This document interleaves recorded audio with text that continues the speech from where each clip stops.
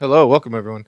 All right, we're gonna go over the little open arena. Open arena just started again a couple days ago, and everyone is now starting to choose all their marches and their elements. I personally like to wait a couple days. Gives me time to think and evaluate the ranking systems on kind of like who's doing what, what's doing what, and what are the best choices. The kicker is that you cannot see their marches until you choose. So you're at a little bit of fate on that one, but once you get the hang of it of who you can choose, it is very nice to play around with it, and you can play around with all the different skills. So basically, this is not a new event, but it just started over. So what happens is that every season they now don't allow you to choose certain immortals for the whole season. So these immortals right here you cannot use at all during the event, and it is a season and it goes for 30 days, I believe. So we cannot use these. Now, skill restrictions. So this is a little I think kind of confusing because it should be backwards because we can use these skills down here and not use these skills up here. So when the time comes, these skills will be inactive.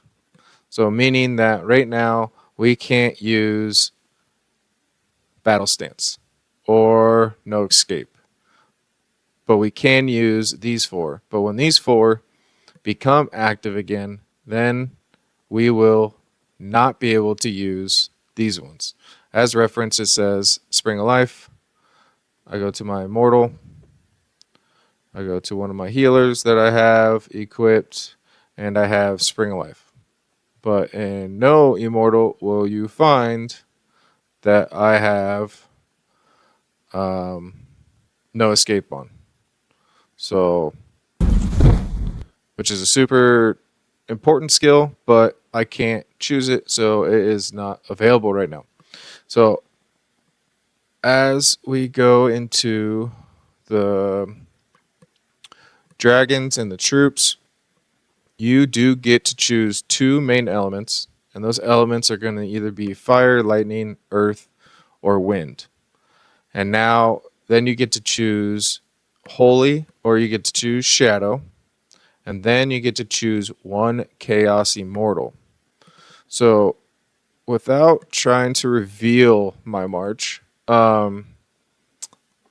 which is no problem, that we can go ahead and see that there's some people that we can beat and some people that we cannot beat. So, for instance, we have ones that I can, and they kind of have the same setup here. They have some lightning. I have fire. They went wind. I backed it up with my holy and fufe, and it looks like they did the same as well. And then I finished off with a little bit of different lightning march. Still the same thing, and I have my shadow dragon for my lightning because shadow dragon is pretty awesome. His skills, silence, and that's another thing to note is that choosing your troops, you can actually pick. Let's see here. You can pick any dragon. So keep that in mind when you're trying to switch it up. You don't just have to use the dragon of the immortal element class that you use. You can actually pick any dragon whatsoever. And as a kicker, when you choose your dragons, go to the tab over here and make sure the ones that you do use, you assign their special abilities and you awaken them. If you do not, you're going to miss out on the buffs. And you can tell on here because they have nice little gold rings and they got the star value. Star values will always be 1, so but it is a little bonus to do it. I know a lot of people have actually chose the wind. Wind is strong.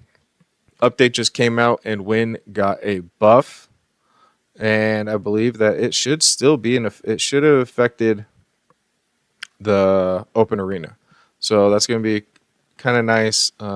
People love wind, they like to choose it. So we're going to see how that goes.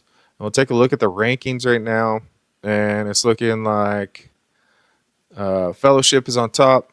He right now he got the Holy Fire and Lightning. There's a couple. You have Ahmed. He has went with the Holy Wind and Lightning, and I have lost to both these people. Uh, Tried to beat them, and they have kind of the same setup, but a little different. As you see, we got Empress Wu. He's doing some different things. He has the Athena. He went with Athena instead of Fufe. I think that was a smart choice. It's kind of hard to break that, as you see that I didn't do too hot against it. Um, and he's running a con as a back. So it's kind of a interesting setup. It's super cool to watch everyone's minds and how they kind of act. I know there's some complaints that there's a lot of people using their farms to do it, and I mean that's just what it is.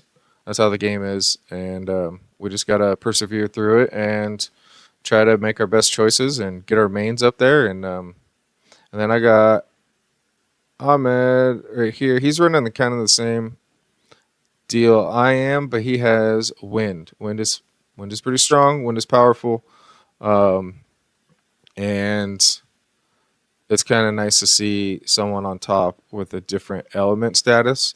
So there is not just there's more than one way to effectively do this event, and you just got to put your time into it. You got to go into your skills and work on your synergy and figure out what skills work where, how do they work best, and then move on from there. And then learn and adapt. There's no shame of going, hey, that dude has some good skills. I'm going to try it out for a season, see how this works, and then implement it, use it, and move forward and continue learning about how these skills work and how they mesh well together and just have fun doing it.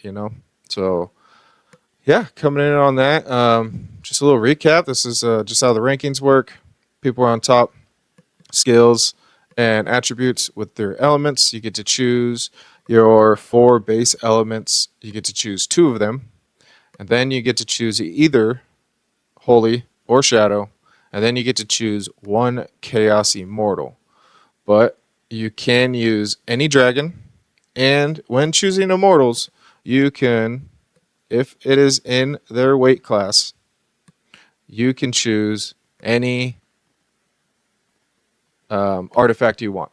So it's really not, it gives you a lot of play, gives you a lot of leeway, and it's fun and exciting. So that's how it is. And let's go ahead and watch a little battle and see how well that did. This one is pretty much full, and this one's pretty cool. So we'll just do a little replay and see how well it compared to Lightning.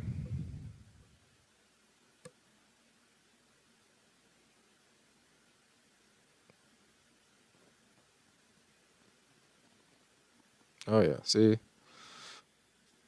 Lightning was destroying, and somehow, some way, something activated it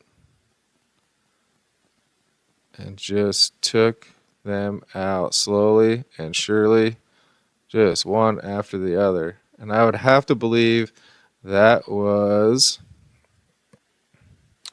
this guy's right here. Special is finally triggering, and just those sun flares are just hitting.